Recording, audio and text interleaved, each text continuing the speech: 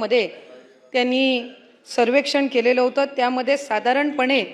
भारतामधली बालविवाहांची टक्केवारी ही 23.3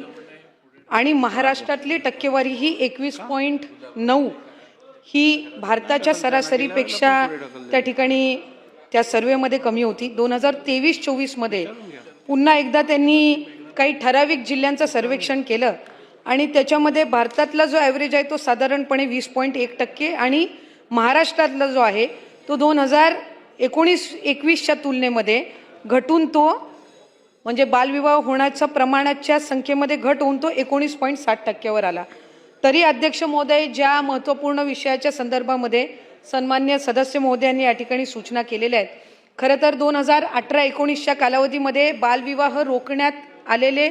147 होते आणि त्याच्यामधल्या 10 जणांवर FIR दाखल झाला होता। 19-20 मध्ये 240 होते, 20-21 मध्ये 519 होते, 21-22 मध्ये 831 होते आणि 22-23 पासून आपण याच्यामध्ये जे अधिक प्रमाणामध्ये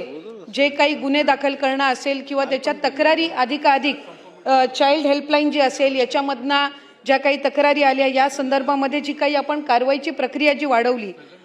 22-23 मध्ये 930 रोखले गेले आणि त्याच्यामध्ये 81 FIR झाले। 23-24 मध्ये 1253 रोखले गेले आणि 108 वर FIR झाले। 24-25 वर 1495 रोखले गेले याचा अर्थ असा की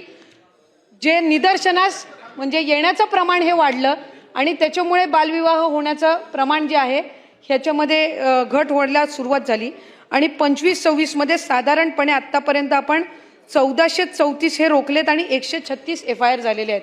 अध्यक्ष महोदय, याच्यामध्ये अधिकाधिक बालविवाह